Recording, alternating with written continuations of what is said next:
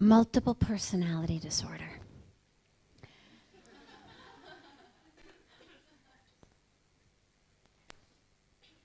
He said, what happens when you've got two personalities inside you, one telling you to do something, the other one telling you not to do it? But then you said something interesting. Then you said, but you know, it means there's now a third. So it's not two, it's now three. There's two that are fighting and the you who's watching the fight. Presumably there might be some bystanders as well, cheering on one side or the other side on what to do. And he says, and you know what's right, but you can't make that one be quiet. Okay. How many of you have kids? Raise your hand if you either have a child or you spend time with children. You're a teacher, a counselor, you've got young kids. Okay. So what we know about children is, take an example. You're in the toy store or the grocery store. The child says, I want that. You say, no. For whatever reason you may have. No, it's junk food cereal, it's not good for you. No, you can't have that toy, it's violent. No, it's too expensive. Whatever the reason, you say no. The child says, please. You say no.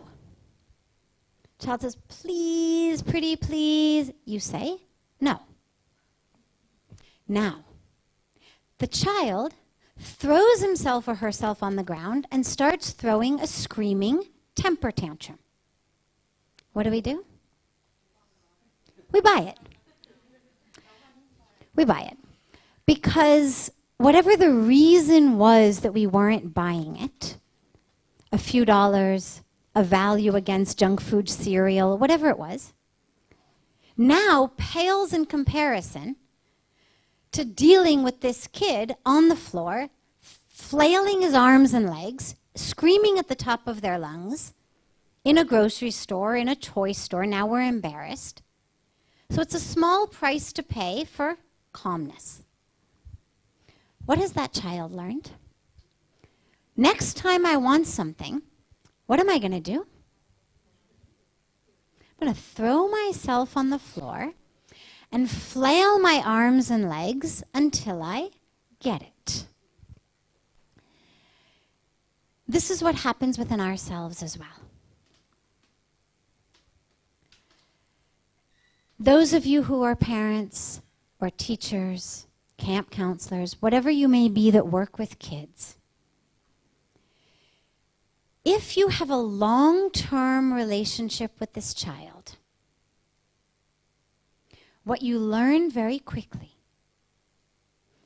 is, I have to be able to withstand this temper tantrum in order to discipline the child. If I give in to this temper tantrum, my life is over.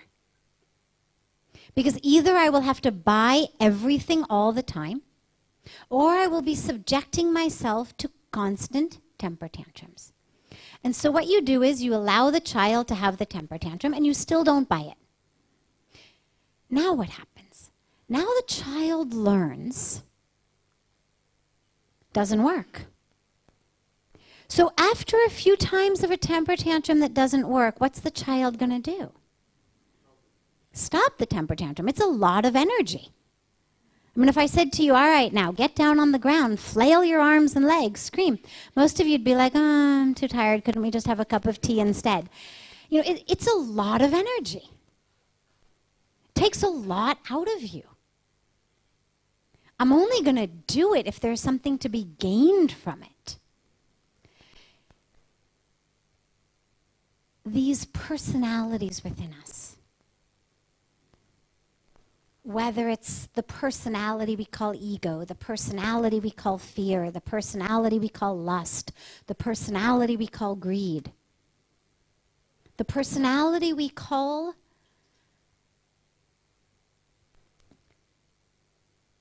what's the right word? The numbed, distracted one. Because we also have a tendency that just wants to pull away from life. I'm just going to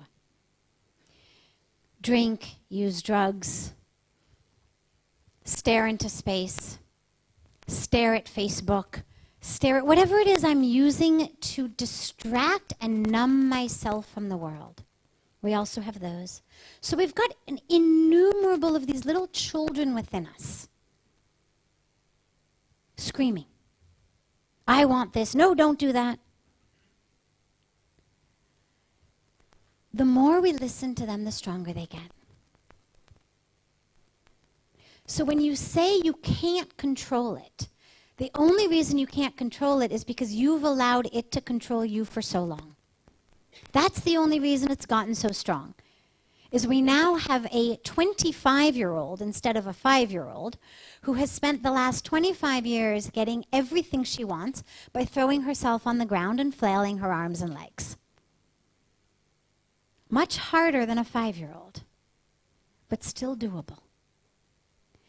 What it takes is discipline. It takes seeing it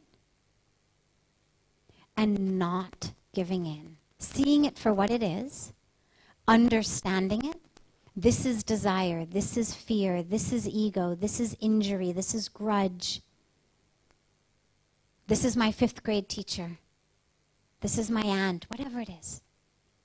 And not giving into it. And the last quick piece about this is, we don't fight it. The last thing that those children within us need is to be criticized. If a child is flailing himself or herself on the ground, the last thing they need to hear is, you stupid, worthless, useless being. Is that going to make the situation better? They're already flailing and screaming on the ground.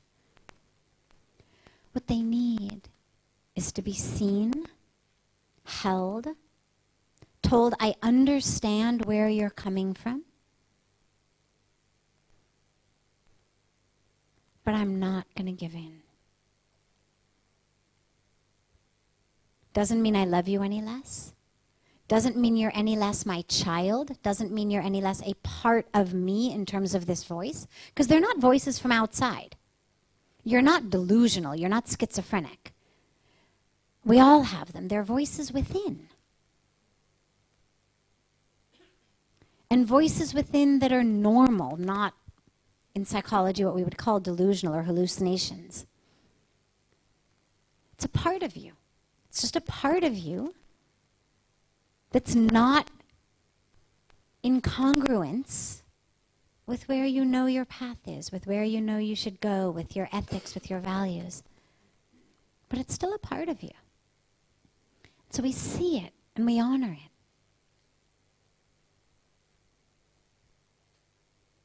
But we don't give in to it.